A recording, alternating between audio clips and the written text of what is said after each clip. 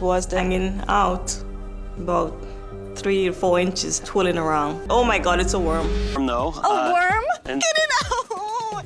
Get it out! A young woman rushed into the emergency room, coughing violently without stopping. What happened next would stay with the ER doctor forever after 12 years in medicine. The patient had been coughing for several weeks. Her primary doctor diagnosed it as asthma and prescribed an inhaler, but the medication did nothing. Dr. Marquette was about to listen to her chest when the woman suddenly turned pale. She said she needed to use the bathroom. Minutes later, a nurse ran back in a panic. The nurse reported the patient felt something moving inside her rectum. Dr. Marquette assumed it was just hemorrhoids. But what the nurse said next stopped him cold. Hemorrhoids don't move.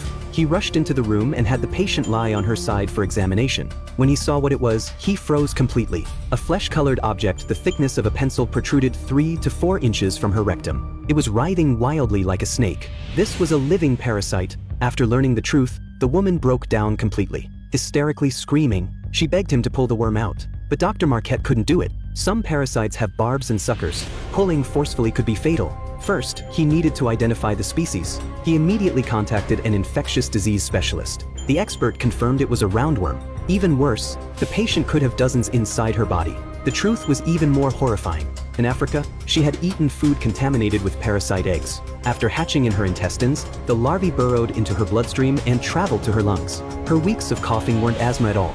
It was the worms crawling through her lung tissue. Each cough brought larvae up to her throat. Swallowing them back down allowed the parasites to mature into adults in her intestines. The cycle repeated endlessly. Dr. Marquette prescribed antiparasitic medication. The drugs would slowly kill the worms so her body could expel them. The patient needed to take the medication for 2 consecutive days. Then repeat the treatment 3 weeks later. Unhatched eggs might still remain in her lungs. But there was one detail he didn't dare tell her. The specialist had specifically warned him on the phone. If the patient was taking certain other medications, the agitated worms would try to escape. They could crawl out of her mouth or emerge from her nostrils.